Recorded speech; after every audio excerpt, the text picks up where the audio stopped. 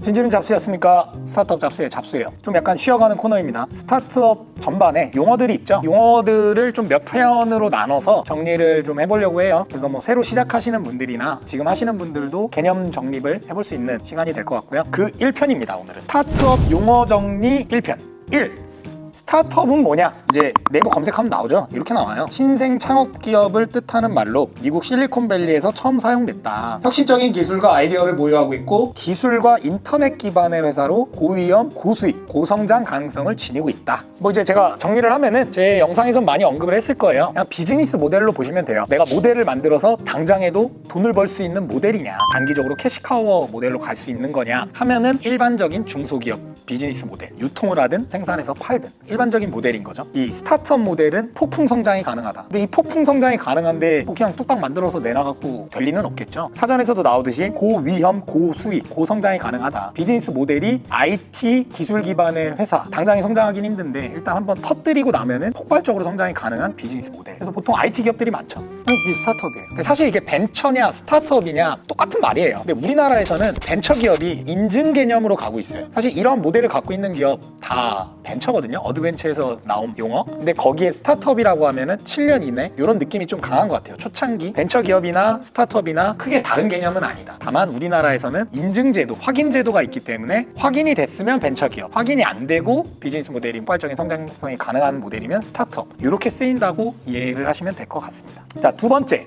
린 스타트업이에요. 관심 있으신 분들은 다 들어보셨을 거예요. 짧은 시간 동안 제품을 만들고 성과를 측정해서 다음 제품 개선에 반영하는 것을 반복한다. 그렇게 해서 성공 확률을 끌어올리는 경영 방법론을 뜻한다. 되게 정리가 잘 돼 있어요. 그리고 이 말의 유래는 일본 도요타 자동차의 린 매뉴팩처링, 린 제조 방식을 본떠서 나왔다. 그래서 이 방법론은 미국의 벤처기업가, 실리콘밸리 벤처기업가 에릭 리스가 고안해낸 방법론인 거죠. 그래서 이 린 스타트업은 만들기, 측정, 학습, 요거를 이제 반복하는 거죠. 그러니까 어떤 스타트업 기업 형태가 아니라 솔루션을 만들어내는 방법론인 거죠. 그런 개념으로 이해를 하시면 될 것 같고, 이 스타트업 비즈니스 모델에서는 이 린 스타트업 방식이 효율적이라는 거죠. 솔루션을 만들어 나가는 과정에 있어서 린 캔버스 편을 한번 찍은 게 있죠. 그게 이 주제와 관련된 건데, 핵심은 짧은 기간에 최소한의 기능 제품을 만든다예요. 이 린 스타트업의 어떻게 보면 핵심입니다. 제가 정리를 해보면 우리가 아이디어가 생기겠죠. 가설이 나오는 거야.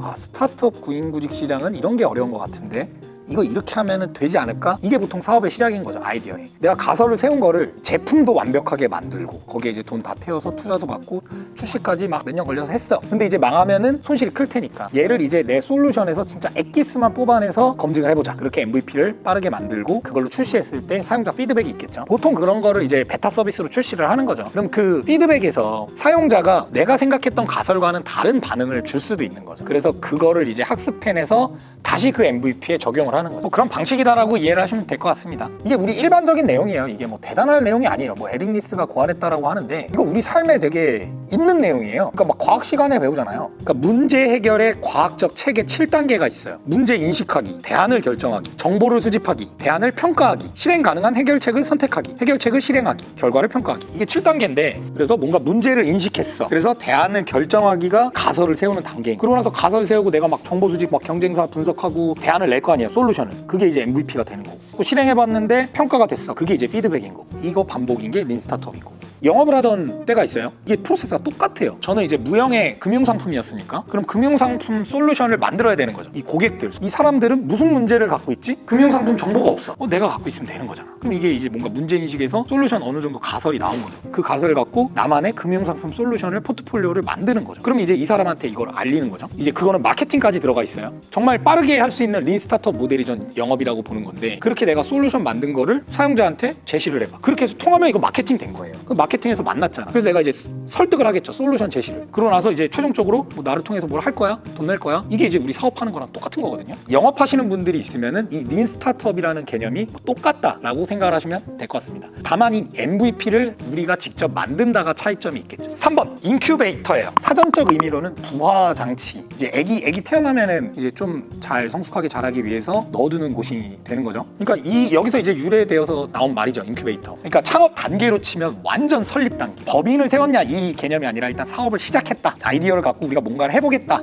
요 단계인 거죠. 이 단계의 기업에게 뭐 어떤 아이디어와 아이템에 맞게 멘토링을 해주는 또는 이제 사무실을 제공해주는 보육공간, 멘토링 이런 것들을 제공해주는 기관 또는 개인도 될 수 있어요. 이 인큐베이터가. 뭐 그래서 잡수. 근데 제가 이제 사업해서 뭔가 성공 모델 만들었어. 그럼 난 이제 40대에 뭐 할 거야 이러고 있는데 그냥 나는 잡수 같은 놈 하나 찾아갖고 부화시키는 거 도와주고 싶어. 하면 이제 제가 인큐베이터 되는 거예요. 그래서 제가 미드 실리콘밸리를 보면은 이 내용이 딱 나와요. 이제 주인공 팀이 기술력이 있고 인큐베이터 역할을 하는 얼릭이라는 웃긴 놈이 하나 있어요. 이 사람이 집이 있어요. 그 집에 사무공간 제공해주고 지분을 5%를 받아요. 뭐 초기 팀한테는 돈도 없고 아무것도 없으니까 이 사무공간을 제공한다라는 게 되게 큰 의미가 될 수 있겠죠. 네, 그래서 이렇게 인큐베이터 역할을 하다가 창업팀 멤버로 합류하게 되는 그런 개념이 이제 미드에서 나와요.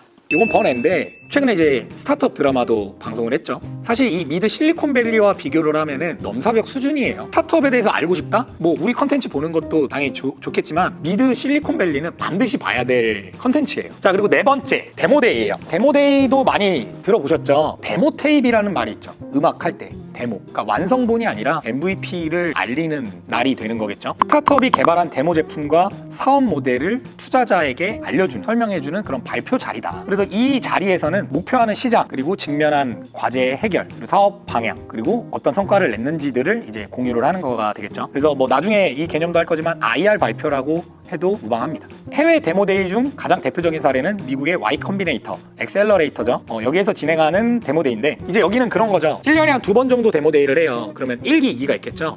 그래서 한 3개월에서 6개월 동안 이 Y 컴비네이터가 갖고 있는 역량을 집중해서 멘토링을 해주는 거죠. 키우는 거죠.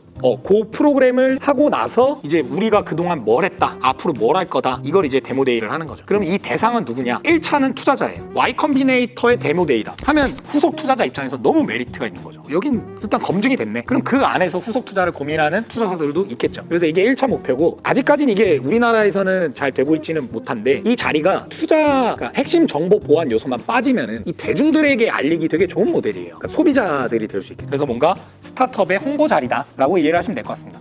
우리나라 같은 경우는 디캠프가 매달 기수별로 이런 데모데이를 해서 이제 평가하고 선정된 팀들한테 뭐 상금도 나오고 후속 투자도 연계하고 이런 것들을 매우 활발하게 하고 있습니다. 그래서 이 창업팀에 IR 자료를 만드는 것과 발표를 하는 그 대표자의 스킬이 이런 측면에서 많이 중요합니다. 그래서 뭐 스티브 잡스 같은 경우는 발표를 한 번, 우리가 보는 그 발표를 하기 위해서 1000번 이상의 연습을 했다라고 해요. This is a day I've been looking forward to for 2.5 years.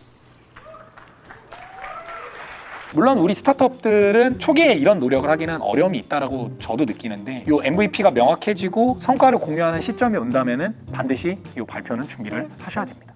이것과 관련해서 이제 5번째 개념 마일스톤이에요. 뭐 이정표죠. 그래서 이 마일스톤이라고 하면은 이 사업 계획, IR 자료에 반드시 들어가는 내용이에요. 그래서 이 사업 계획이 어느 정도 범위냐 하면은 장기적인 개념까지는 아니고 단기적, 완전 초기면은 6개월에서 1년 정도고요. 뭐 이제 좀 더 가면 한 2, 3년까지도 갈 수 있겠죠. 제가 이제 이거를 써보니까 MVP를 출시한 단계다, 뭐 그쯤 내외다 하면은 한 1년 정도의 마일스톤이 거의 다라고 보셔도 무방할 것 같아요. 그 이후의 계획이 그냥 어렴풋하게 이 정도 할 거야 정도지 막 디테일하게 잡는 게 말이 안 돼요. 방향성이 이렇구나만 1년 뒤로는 알 수 있지. 가장 중요한 건 바로 요 당면한 분기, 이거 발표하는 시점의 그 1분기 정도, 그리고 그 이후로의 계획들 1년 이내가 제일 중요해요. 이 마일스톤 같은 경우는 뭐 사업의 방향성을 이제 쭉 이제 이정표로 나타내는 거잖아요. 그래서 우리가 만든 제품 서비스에 대한 계획, 팀 빌딩의 계획, 자금 조달의 계획, 뭐 이런 섹터들이 있겠죠. 보통 요 순으로 우리 사업 공유를 할 때가 많아요. 저는 최근에 이제 2021년도 요거 한 영상 있지 않아요? 이게 일종의 저의 마일스톤이에요. 그렇게 이해를 하시면 될 것 같아요. 6번째는 이제 유니콘이에요. 다들 아시죠? 기업 가치가 10억 달러 이상, 그게 한 1.1조 되더라고요. 그게 유니콘이다. 100억 달러 이상이다 기업 가치가, 그럼 데카콘이라 그래. 11조. 교회 가면 11조가 있는데 기업 가치가 1000억 달러 이상이다. 요건 아마 모르셨을 거예요. 헥톡톡. 그렇게 의미가 해석이 되고 우리나라 유니콘이 20개가 넘었네요. 쿠팡, 옐로모바일, LMP 코스메틱, 크래프톤, 비바퍼블리카, 쿠팡 우리 다 아는 데고요. 손정희 회장이 1조 넘게 투자를 했으니까 이미 이때 올라간 거죠. 유니콘. LMP 코스메틱도 유니콘이고, 여기도 마스크팩이죠. 마스크팩으로 성장한 화장품 관련 회사고, 크래프톤, 배틀그라운드 게임 하나 만들어갖고 유니콘 간 거예요. 그러니까 이제 게임도 스타트업 모델이 되는 거죠. 게임 하나 잘 만들면 폭풍 성장이 가능하니까. 제가 첫 회사가 M게임이라고 열혈 강호 만든 회사인데, 그 회사만 해도 열혈 강호 하나 만들어갖고 이 게임 하나 터진 걸로 이걸로 나머지 50개 게임이랑 다 먹여 살릴 정도. 10년 동안도 버틸 수 있는 돈을 번다. 그러니까 게임 하나 만들면 진짜 알짜로 매출을 낼 수 있다. 돈을 벌 수 있다. 그래서 선두주자가 지금 크래프톤이고, 비바퍼블리카 이제 핀테크죠. 핀테크 분야 토스로 해서 성장을 했고, 야놀자도 이제 뭐 앱으로 성공한 거죠. 우리 모텔 호텔. 그래서 최근에 이제 여행 플랫폼으로 성장을 하고 있어요. 위메프도 이제 쿠팡과 같은 개념으로 다들 아실 거고, 우한 형제들 이제 배달 민족이고, W 게임즈가 여기에 등장이 됐네요.